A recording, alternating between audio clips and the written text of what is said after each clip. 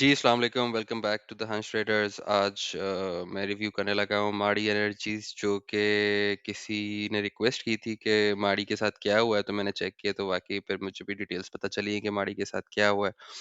अच्छा, माड़ी ने जो है ना एक अपसाइड दी थी 750 के पास पिछले हफ्ते में और काफ़ी बुलिश मोमेंटम में था। लेकिन माड़ी के साथ जो है, एक तो जो हमारे इंडेक्स ने बड़ी करेक्शन ली है, ठीक है? उस वजह से इसके अंदर भी सेलिंग प्रेशर आया है, प्लस माड़ी के साथ और भी मल्टीपल चीज़ें हुई हैं कि इनका जो क्वार्टरली प्रॉफिट था वो 18% डिक्रीज़ हुआ है। कैश रिच कंपनी है, तो लेकिन इंटरेस्ट रेट कट जो था वो भी एक्सपेक्टेशंस के बराबर नहीं था। तो इस वजह से जो इनका फ्री कैश पड़ा हुआ है उस पे ये रेवेन्यू नहीं जनरेट कर पा रहे उस तरह से, फिर सरकार को इनको रॉयल्टी चार्जेस और वेल हेड चार्जेस की शक्ल में पैसे देने पड़ रहे हैं, जो कि आप समझेंगे टैक्स ही है। तो वो टैक्स इनको भरना पड़ रहा है, प्लस इनका क्या कहते हैं जो ओपेक्स है, ऑपरेटिंग एक्सपेंस है, वो इस क्वार्टर में 44% जो है ना वो इंक्रीज कर गया है।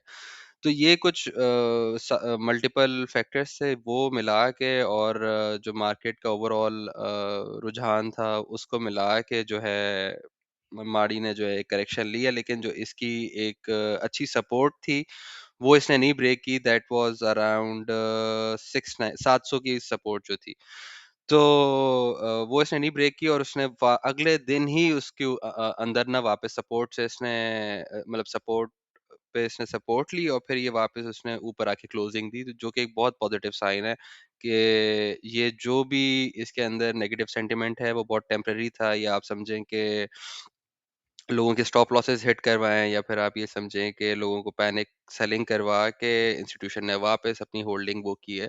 प्लस इसका जो पैटर्न बनता नज़र आ रहा है वो मुझे एक बहुत ही ज़बरदस्त पैटर्न है। अगर हम हो सकता है ये जब ब्रेकआउट दे, ऐज़ इन कि जब ये 700 साढ़े 700 को अगर ये क्रॉस करता है ना, फिर मुझे नहीं लगता कि माड़ी को कोई रोक सकता है। ये फिर 800 से ऊपर की कहानी लगती है मुझे माड़ी पे। तो लॉन्ग टर्म के लिए तो देखें, मतलब मैं अगर कोई 3 शेयर खरीदने को मुझे कोई आज बोले कि 10 साल के लिए खरीदने, तो उसमें से एक लाज़मी माड़ी एनर्जीज़ होगा।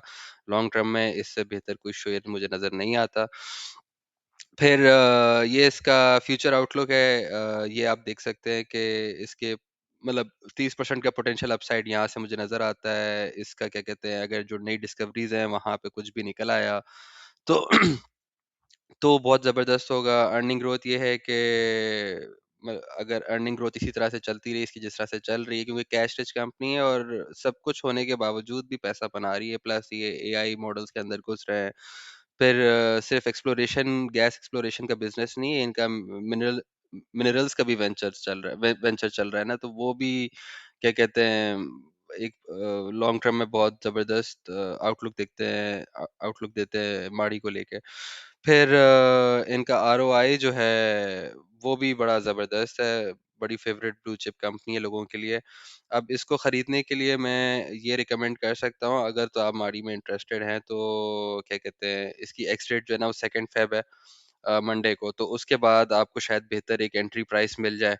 फिर इन्होंने जो माड़ी मिनरल्स के अंदर 2.5 बिलियन की इन्वेस्टमेंट की है, तो वही वाली बात है कि ये बेसिकली 2 कंपनियाँ या 3 कंपनियाँ हैं जो एक कंपनी के नाम पे चल रही हैं। और अभी ये कंसोलिडेट मेरे ख्याल से होता रहेगा 690 से 720 के बीच में। आप इसको यहाँ पे एवरेज आउट कर सकते हैं, बाय कर सकते हैं।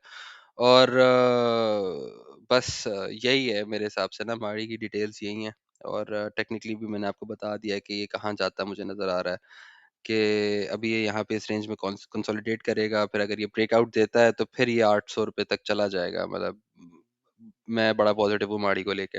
लेकिन देन अगेन ये सारा मेरा पर्सनल ओपिनियन है। आप अपना रिसर्च लाज़मी करें, ज़ाहिर है पैसा आपका है, आप इन्वेस्ट कर रहे हैं, तो आप किसी के कहने सुनने पे ना जाएँ।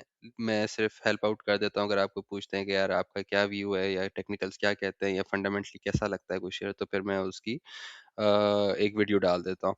ठीक है, अगर आपको वीडियो पसंद आई तो सब्सक्राइब करें, कमेंट करें, और अगर कोई चीज़ आपको मिसिंग लगती है या कोई चीज़ मुझे और ऐड करनी चाहिए तो वो भी मुझे बता दें। अपना ख़्याल रखें। अल्लाह हाफ़िज़।